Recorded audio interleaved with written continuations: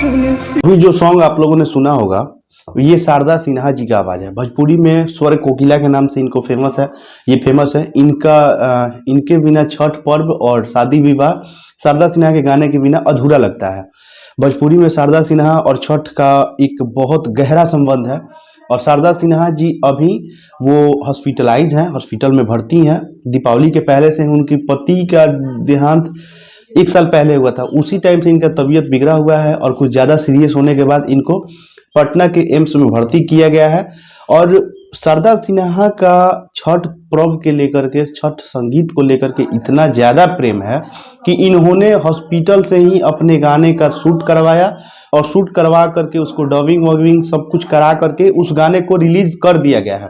शारदा सिन्हा की आवाज़ में गाना रिलीज हो चुका है। उसका थोड़ा सा झलक आपको हमने पहले ही वीडियो क्लिप में सुनाया। और एक चीज़ और मैं बोलना चाहूँगा कि भोजपुरी के बहुत बड़े स्टार हैं, पवन सिंह, खेसारी लाल यादव, रितेश पांडे, पता नहीं कहाँ गुम है। छठ में महज 2 से 3 दिन रह चुका है, अभी कोई आता पता नहीं कि बट एक चीज़ सोचना चाहिए भोजपुरी फैंस को कि हम लोगों ने इन सबको बड़ा बनाया है, बहुत बड़ा हो गया है आज के डेट में ये लोग स्टार।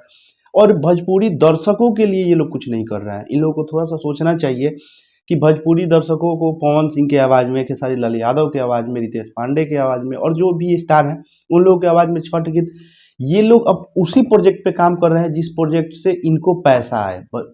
छठ में भी बेशक पैसा आता है बट कम आता है, क्योंकि 5 दिन 7 दिन 10 दिन का त्यौहार होता है और उसके बाद गाना नहीं, मतलब कोई नहीं सुनता है तो उस पे ज़्यादा व्यू नहीं आता है तो पैसा नहीं आता है।